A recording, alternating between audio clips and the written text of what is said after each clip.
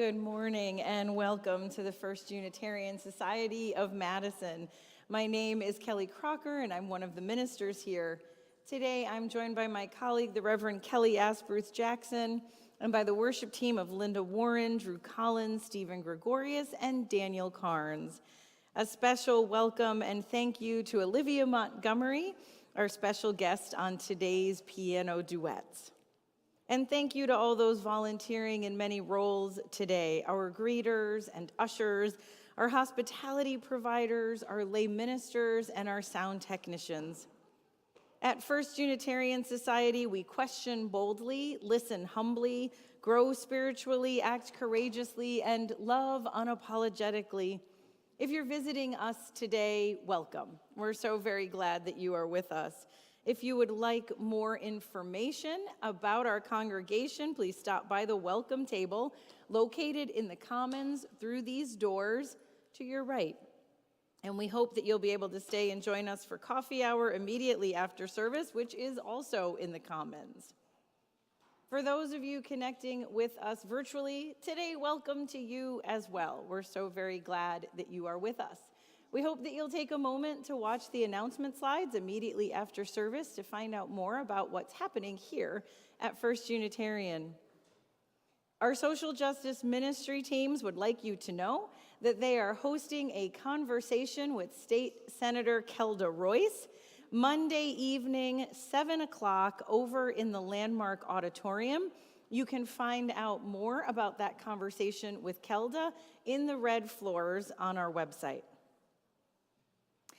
Now, we are in the midst of our annual stewardship campaign, and today's service includes a special ritual to bless the pledges of financial support that will be used to support the congregation in the year ahead.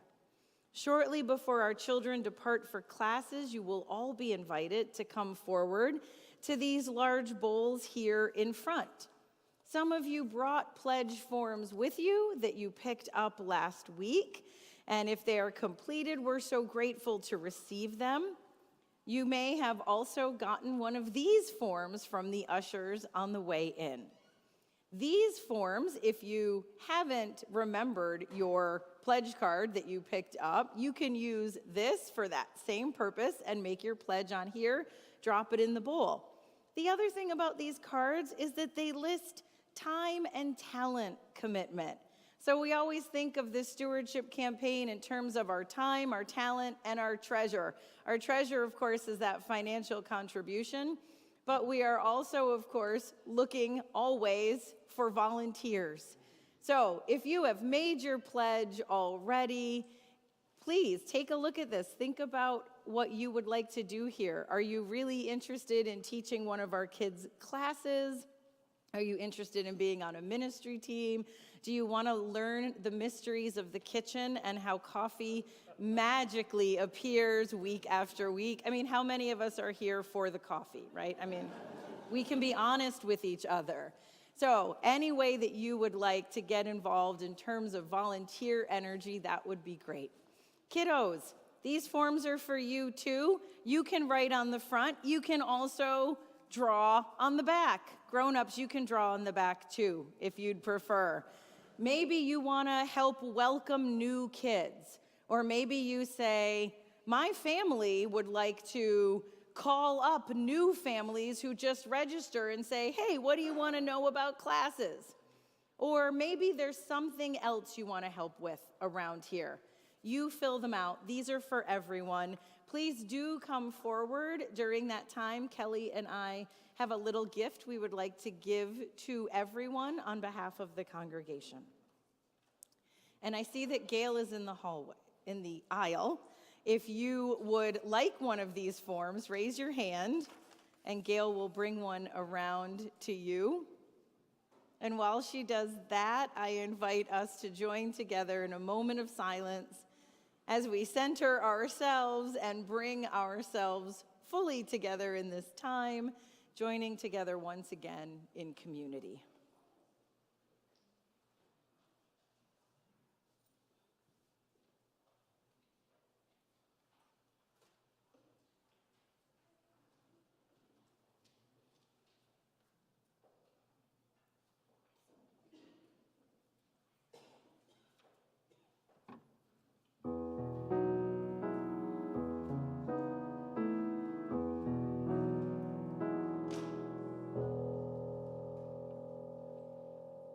Come in, all who long to know how to love this world.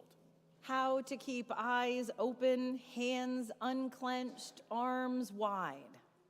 Breathing deeply, in and out, this is a time to practice.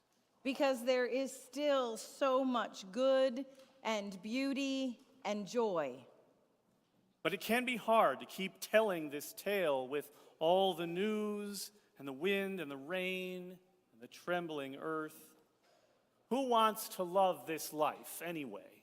Come in, all who teeter on this edge of cynicism, broken-hearted and trying still to remember laughter and kindness and the chance to be alive in these days when so much is at stake. In this place, we remind each other why we persist. Giving each other courage to take this path that is not always easy, to keep practicing this love that cannot, will not let us go and still calls us on. Come, let us worship together. And we invite you to rise in all the ways we do, joining together in our words of affirmation as we light our chalice. We light this chalice in celebration of joy, the flickering flame of a candle, a flame that shimmers, that dances, that cheers, the flame that heartens and encourages us in hard times, the welcoming flame of this community. And we invite you now to take a moment to turn and greet those around you.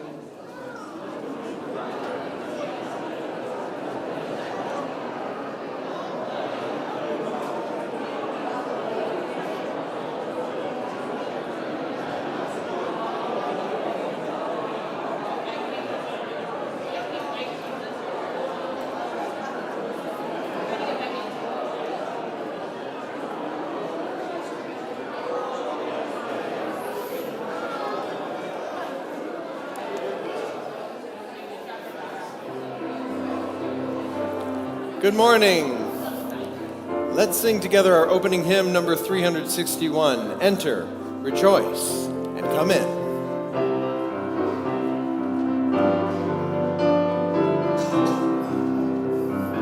Enter, rejoice, and come in.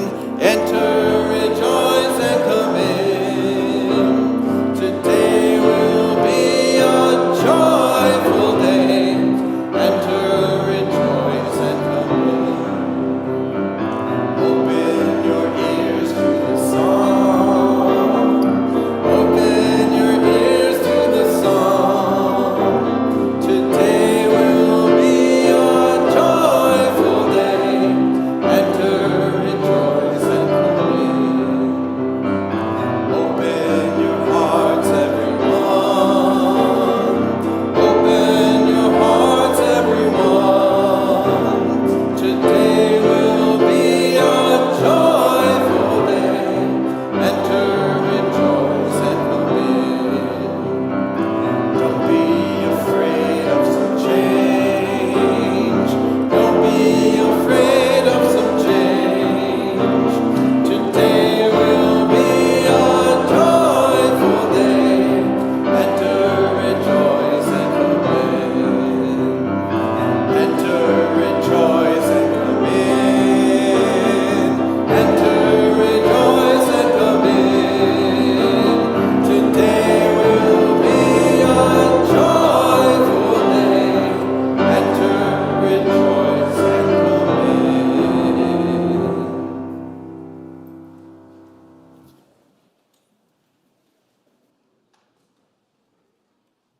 Our congregation is based in a reverence for the truth, bound together by the principle of free thought and the pursuit of a life of integrity. Much has changed in the 145 years that we have been here, but this much has not. For decades before any of us were born, people who never knew us and never will gave the work of their hands and the coins in their pockets to build this community and to pass it on to us. Today, we renew our responsibility to be its stewards for one more year. Let all of our giving come from our gratitude and our hope. So I invite everyone to come forward and return that card to the congregation. If you can, try to use the center aisle to come up and the aisles to go back to your seats. And make sure you stop so that Kelly and I can thank you for your needed and valued gifts.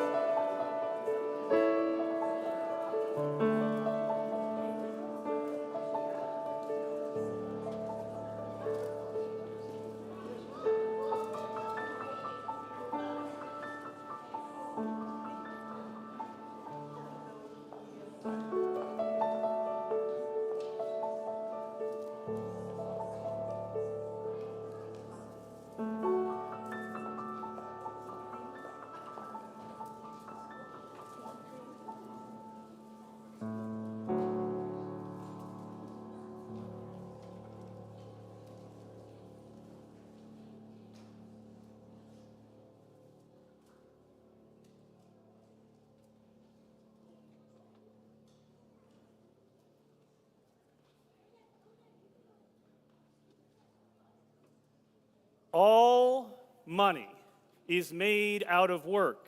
It is made possible by more work from parents and teachers and partners and friends and strangers. Now, this money that is pledged to make possible the work of this congregation, may it bless this house, May the house be blessed in the receiving of it. May the hands and the minds and all the people who made the making of it possible be blessed in the giving. Amen.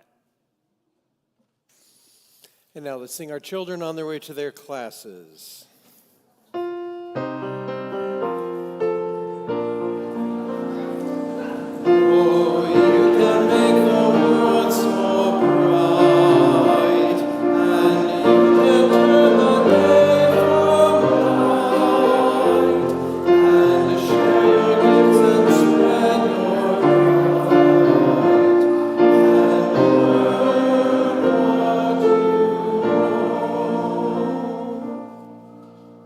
Let's rise in body and in spirit so we can sing hymn number 338, I Seek the Spirit of a Child.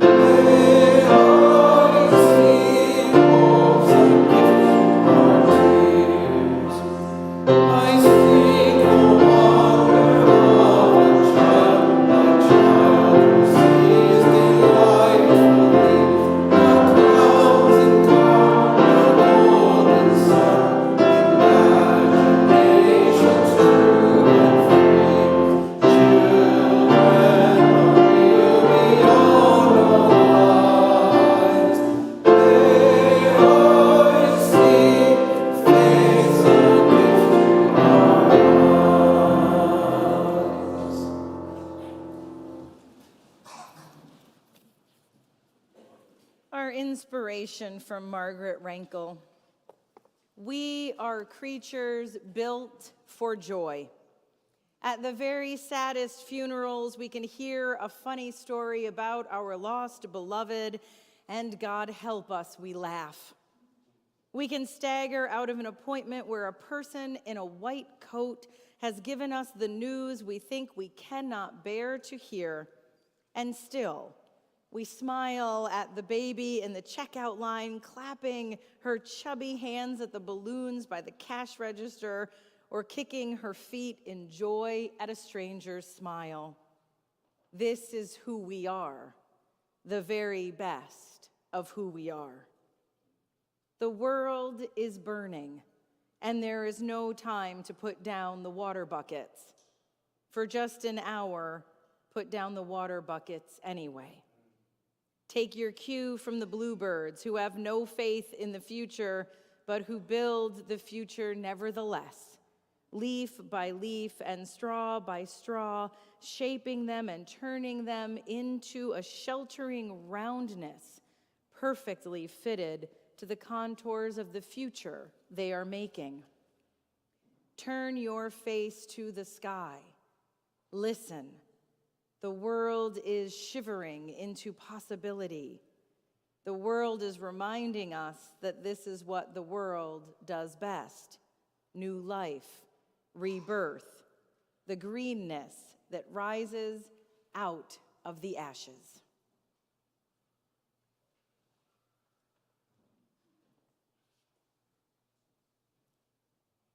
The sounds of birds outside your window calling to each other in the hour just before dawn. Your most beloved dessert, the one that you used to ask for on every birthday that you had growing up. Singing along with your favorite song and dancing around the house to it. Snuggling up under the big puffy blanket with the fuzzy fleece on one side. That particular look that the sky can have when it is cloudy but spent because the storm has passed. A warm mug of tea. Not the tea so much itself, but the heat of it. The smell of fresh cut grass. A kind word from a friend. A hug. This is an incomplete list, and one that obviously reflects my own personal biases. But hopefully you can find in it at least one thing that also brings you comfort. Comfort is a particular sort of joy. Most pleasures can be overdone to the point that they aren't joyful or even pleasurable anymore. I love good food, but too much of it will eventually give me a tummy ache. I appreciate the power and utility of the marvelous distraction devices that most of us carry on our persons at all times. But I can also slip into that doom-scrolling pattern, continuously scanning through this app or that, refreshing out of trained habit rather than genuine interest. But comfort is the sort of joy that comes with at least a little bit of relief and ease attached to it. Something comforting may not take away all of our tension or anxiety, but it will reduce it, if just that littlest bit. We owe this topic of comfort to Brian Rainey, who won it as an auction item a year and a half ago. Kelly and I shared a lovely lunch with Brian and talked with him about themes and topics that he might like to hear our shared perspective on, which is how we got to the matter of comfort, especially the tension between being comfortable, feeling at peace and at ease, and the drive to act, to do, to work, and especially to serve the needs of others and of the world in general. One of the ways that we got into this topic and this tension in our conversation with Brian was through the Monk and Robot books, a currently two-part series of novellas by science fiction author Becky Chambers. In those books, the central human character is sibling Dex, who is a monk in the service of the god Alale, the god of small comforts.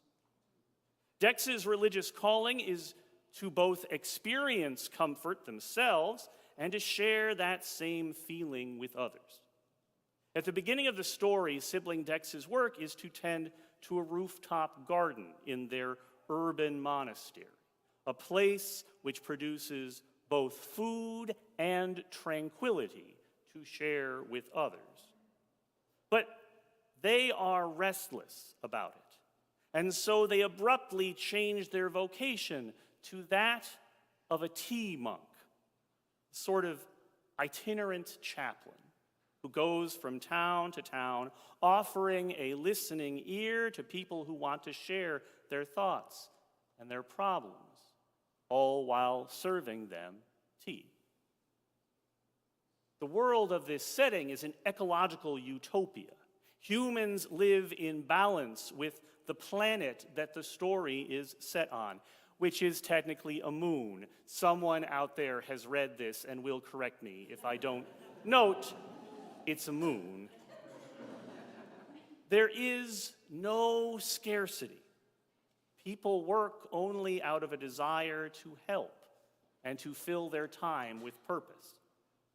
There is virtually no conflict in the world of the story or in the story itself. It is cozy. It is comfortable. And yet, the main character, a trained expert in comfort itself, cannot quite get comfortable. Even once they have learned their new role as a tea monk and become very, very good at it, there is still a longing for something else, something different, something new, and therefore at least a little bit less comfortable. A world of peace and plenty and a vocation worth doing, done well. But there was still a longing. But there was still a longing.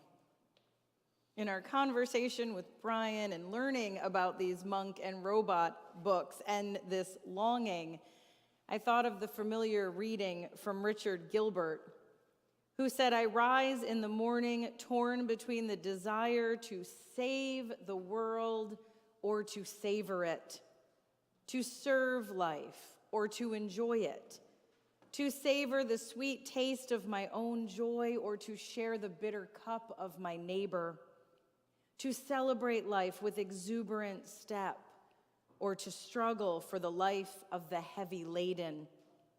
What am I to do when the guilt at my bounty clouds the sky of my vision, when the glow which lights my every day illumines the hurting world around me? To savor the world or save it. What is that you say? To save, one must serve. To savor, one must save. That one will not stand without the other." Multiple times a year, Kelly and I get to participate in our new UU session, a few hours set aside on a Saturday morning to meet with a group of people interested in learning more about this congregation, what we do, who we are, what matters to us individually and as a whole. And without fail, when we ask the question, "What brought you here?" at least one person, if not many persons, will mention this struggle that Richard Gilbert names, this desire to serve a hurting world that they so deeply love. Many come through our doors because of this longing. It is a longing for more. Not more in times of activity, more in terms of things to do, but more in terms of a deeper connection to the life we share. We hear things like, "I want to be of service to the world. I need to give back to the community. I'm longing for a different kind of meaning, one that comes from serving others. I have talents that I want to share." All of these statements that we hear frequently speak to this human need for connection, for belonging, to be of service. They speak to the ancient question of Rabbi Hillel, "If I am only for myself, what am I?" It is a recognition that our collective identity is inextricably linked with doing what we can for one another and this world, to figure out what we can do to change reality for the better. To save, one must serve. To savor, one must save. If we want to be a force for good, if we want to bend that moral arc toward justice, then we must be of service. We know this. For many, it is why we are here, to engage deeper with the world, which you might have noticed needs us in this moment. This is not a time for us to retreat.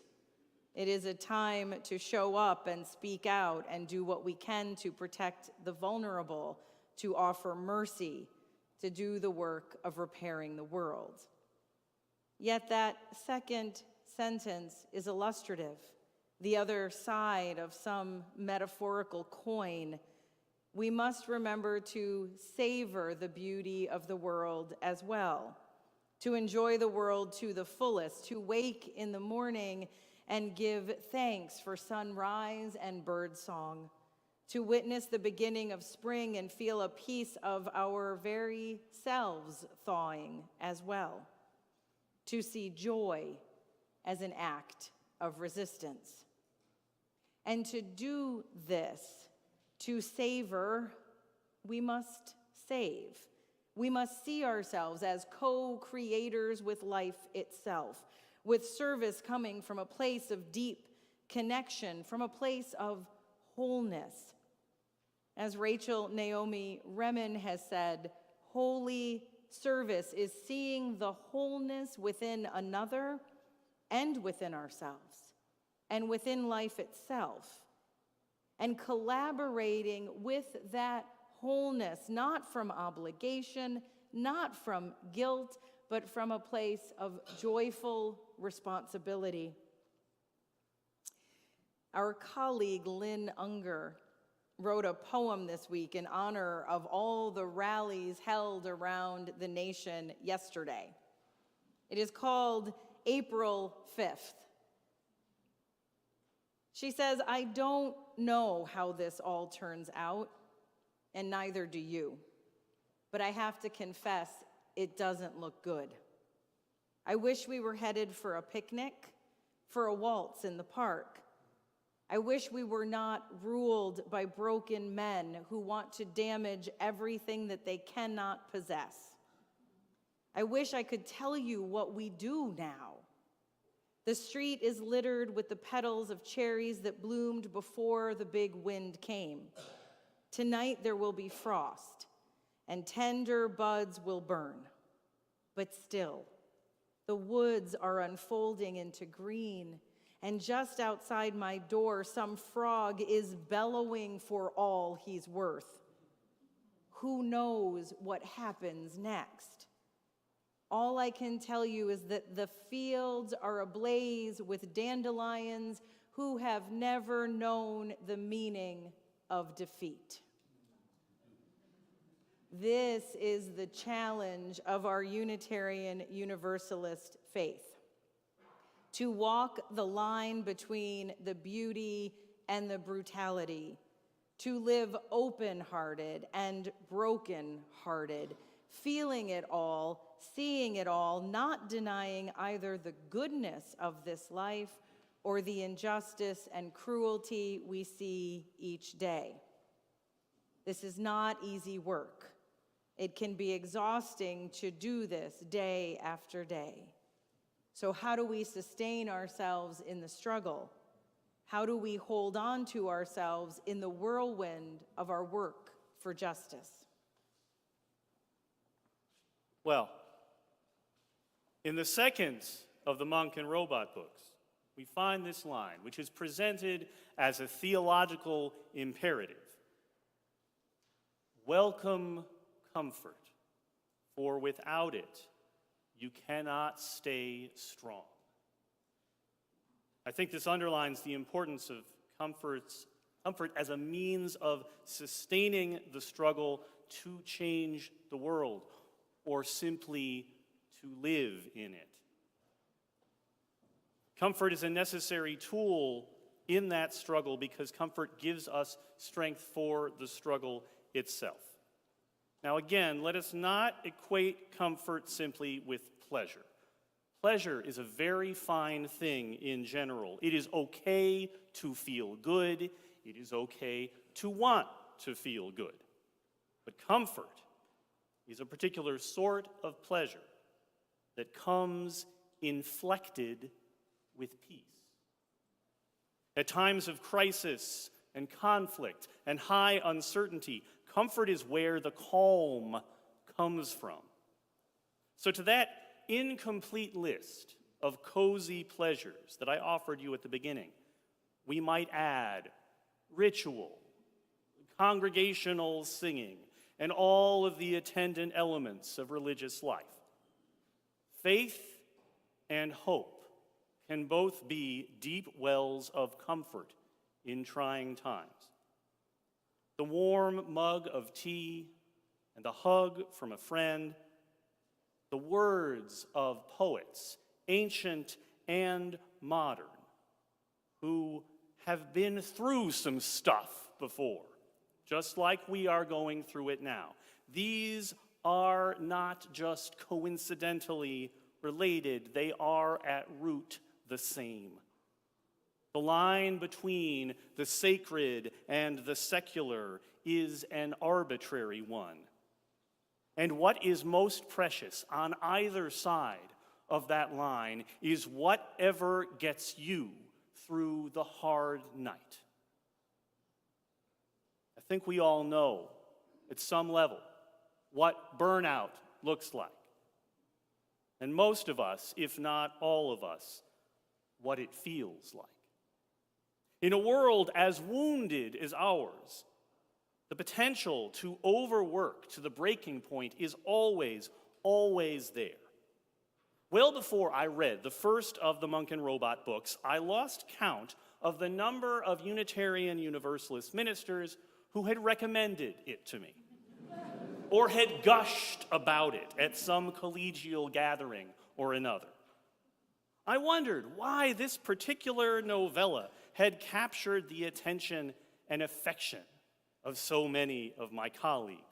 And then I picked it up, and on the very first page, I found the inscription, "For anybody who could use a break." Well, but just as there is peril in burning out, we must acknowledge that if we all sit idle, waiting for the world to change around us, it is unlikely that it will change for the better. Without comfort, you cannot stay strong. But strength is worth nothing other than the purpose that we put it to. There must be a balance. And finding that balance is bound up deeply into the great project of living. So I cannot offer you the simple shortcut through it that both you and I might like for me to have in this moment.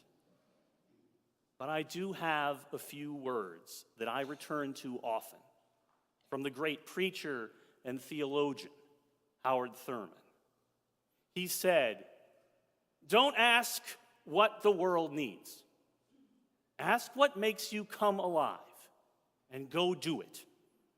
Because what the world needs is people who have come alive." At a frightening time, when the paralytic drug of anxiety seems to be coursing through the body of our nation, with a fresh dose administered every day. And in an age when so many of our pleasures have been commodified and manipulated, re-engineered to numb us so that we stay fearful and remain passive, the most countercultural thing that we could possibly do is to cultivate comfort as a means to sustain action. So in that thread, we want to leave you today with a poem from Hannah Rowe that's called "Instead of Doom Scrolling, I Will." Instead of doom scrolling, I will make a fresh pot of coffee, donate my money or my time, make a recipe from a country I've never been. I will wave to a neighbor, open a book, turn on good music, write a new poem, write a letter to my local rep. I will take a shower or take a walk, buy a book about compassion for children I love, make a list of all the ways we can share our privilege. Instead of doom scrolling, I will dance or sing or laugh out loud. will remind myself that in every story ever written since the beginning of time, kindness has eventually won.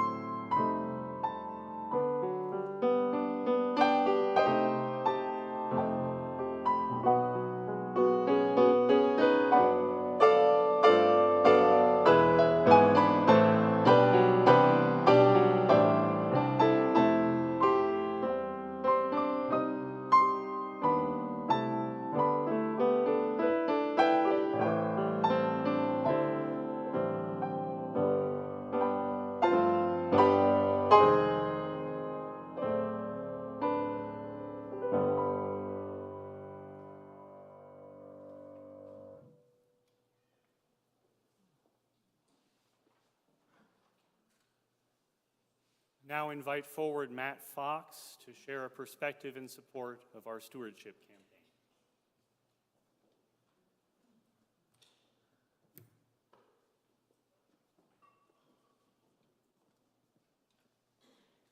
Good morning, everyone. Morning. My name is Matt Fox, and I was invited to speak in front of you about the stewardship campaign and my journey to FUS and what it's meant to me. I almost feel like job number one was successful. I made it up the stairs. I was joking with Leslie before walking up or out before coming in here, and she was like, I have to remind myself not to wear anything that would trip on going up the stairs. And I said, well, I hope I don't have that problem. I'm one of the newer members here. I first started coming to here in the fall of 22, so now almost 3 years. And I was seeking a spiritual home for me and my two kids, Evie and Addie. They're now 11 and 9. I grew up in River Falls, Wisconsin, just across the border from the Twin Cities, and grew up in a Catholic church. And then my mom ventured to an Episcopal church during my teenage years, and we kind of split going to both of those. And so I kind of like thought in my head, this is kind of like liberal Catholic-ish, and it kind of made sense to me at the time. And as a young adult, I still felt connected to want to go to a religious service and tied to that. So my wife and I went to Episcopal church in Texas for 10 years. We were down there. Our kids were born down there, and the community we had actually down there was actually really cool. It was really inclusive, a community that we really kind of found a home for in our as a young adults, and they really opened a lot of doors to all different backgrounds. Didn't matter their beliefs, And so it kind of gave me this belief that churches can still have kind of a healthy cornerstone in like today's culture. In 2016, I moved back to Wisconsin, to Madison, and we went to Episcopal Church then, and my kids were 2 and 1 at the time, so that was stressful to make a move all the way across the country, and then it was also the week leading up to the presidential election in 2016, so that was all fun in that time frame. In 2021, my wife and I got divorced, and I spent about a year or so in reflection of kind of where I wanted to anchor myself in this realm. And so in that kind of fog, I ventured myself here and kind of felt the immediate warmth and love of the people here.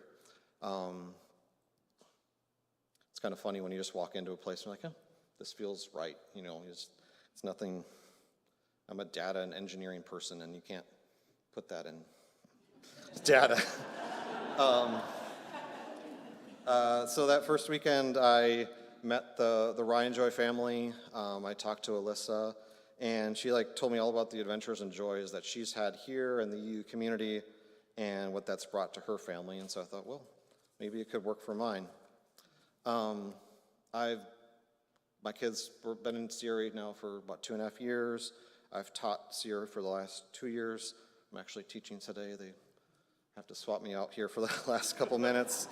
And so I've found community, and it's helped me lift some fog of my own life in this season. So the question I guess I was asked was what has FUS, why is FUS important to me? And in, I guess, a simple way is one of my values and kind of aligns with this is I see the FUS community as kind of laying this kind of ever-winding path to create a better place for our next generation. Me having kids is a direct correlation to that, but I see it every day. So, I see it when I teach CRE, I see it when the eyes of the kids in the classroom, I see it when they're sitting in front of here, seeing that joy. I see it when they charge out of here. As much chaos as that is, that's a safe joy that we have. I see it with the parents that they drop us off and they trust the community here to kind of guide them and help them in the larger community. And I even see it in the teenagers that willingly show up here every week.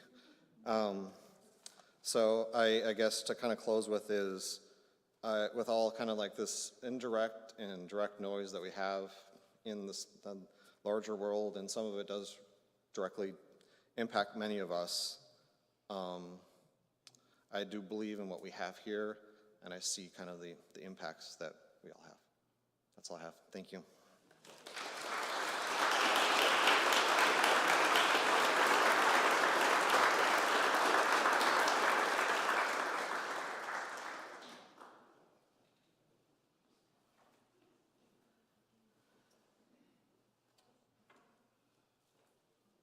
Luckily, there's a microphone right here. I invite you now into this time of giving and receiving, where we give freely and generously to this offering which sustains and strengthens our community here, as well as our outreach offering recipient, who this week is Black Girl Magic, a Black-led organization that cultivates safe, affirming, and liberating programming where Black girls' gifts and brilliance can shine. There are multiple ways to share your gifts this morning. Baskets are now being passed here in the auditorium for cash or checks, and you can donate directly from our website, fusmadison.org.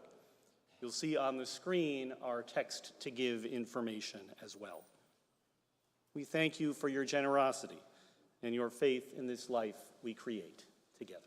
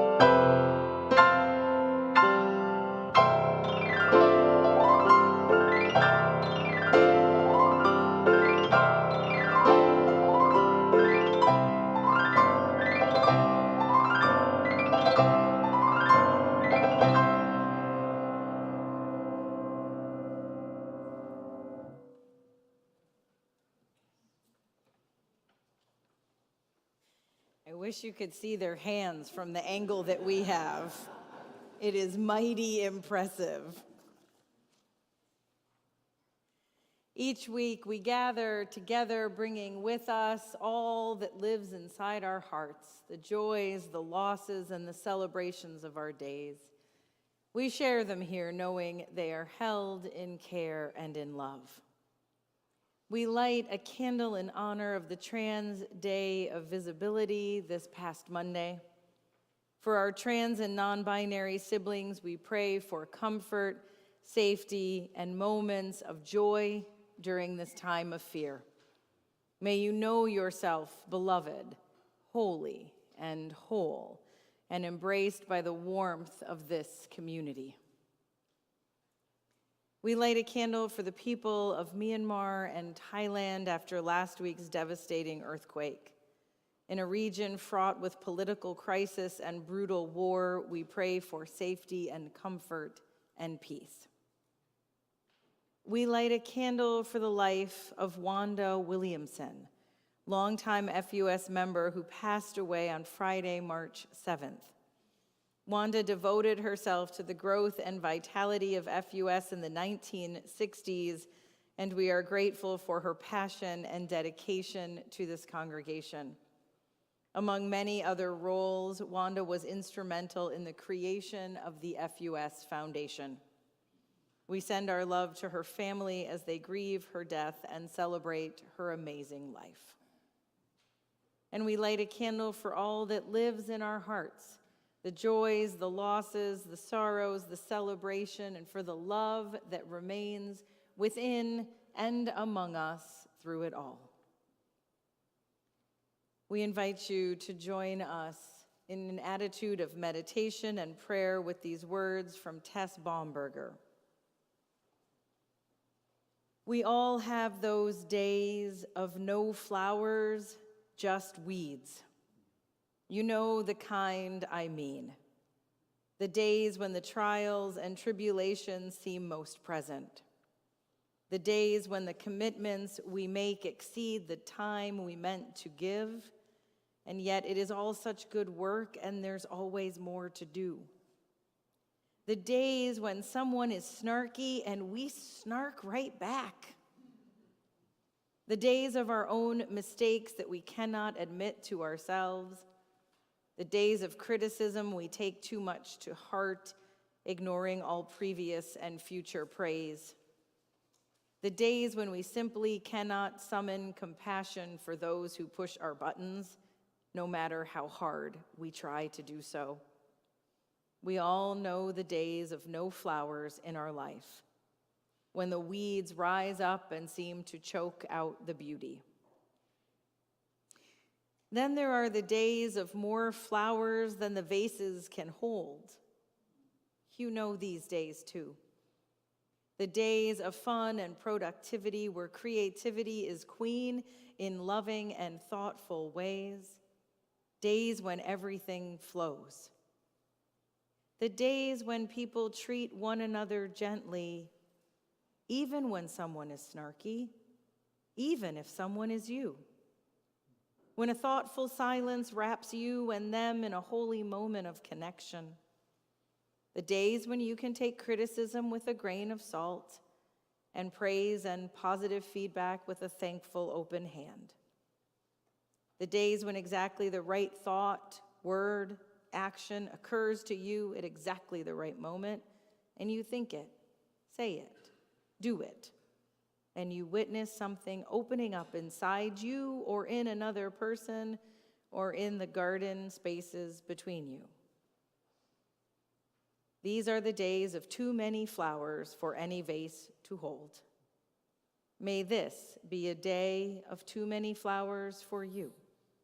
And in the coming weeks and months, may such days grow in number and frequency for each of us. May we rejoice in an abundance of blessings. Amen.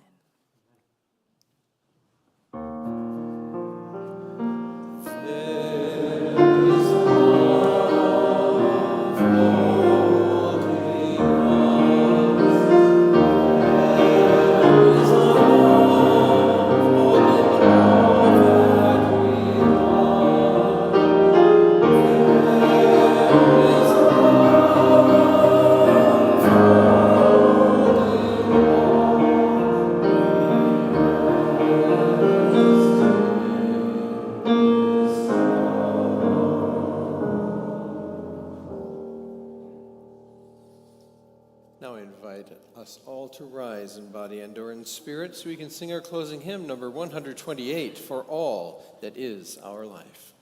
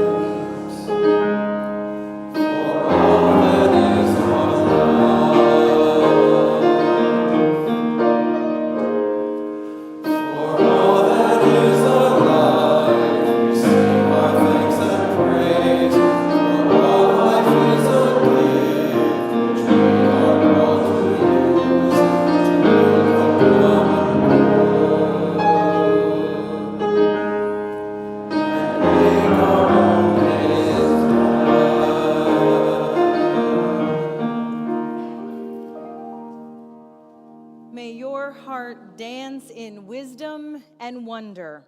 May golden light and a whispering breeze fill your moments with joy, the very spark of being. Live like a sage, play like a child, dance with the moments as they arrive. Blessed be, go in peace, and please be seated for the postlude.